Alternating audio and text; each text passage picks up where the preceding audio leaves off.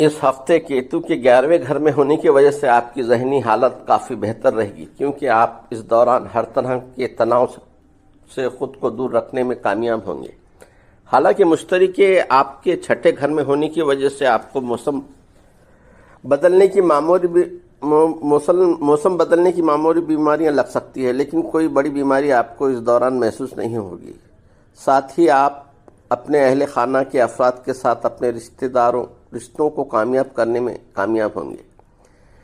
اس ہفتے جتنا ممکن ہو اپنا قیمتی وقت اپنے بچوں کے ساتھ گزاریں،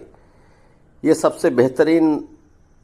مرہم ہے، کیونکہ یہ بات آپ بھی جانتے ہیں کہ گھر کے بچے کبھی نہ ختم ہونے والی خوشیوں کا ذریعہ ہوتے ہیں، جن کے ساتھ وقت گزارتے ہوئے آپ بھی اپنے ہر مسئلے کو کچھ وقت کے لیے بھول سکتے ہیں۔ اس ہفتے زحل کے آپ 4 گھر میں ہونے کی وجہ سے آپ پہلے کے مقابلے میں اپنے مقصد کو کچھ زیادہ ہی اونچا طے کر سکتے ہیں۔ اس صورتحال میں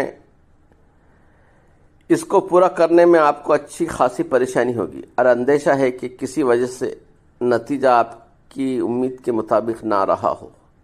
تو آپ خود سے مایوس بھی ہو سکتے ہیں۔ تعلیم کے میدان میں اس ہفتے طلباء کو اچھے نتائج حاصل ہوں گے، کیونکہ اس دوران آپ کو اپنے پہلے کی محنت کا پھل ملے گا، جس سے آپ امتحان میں اچھا مظاہرہ کرتے نظر آئیں گے۔ حالانکہ اس کے لیے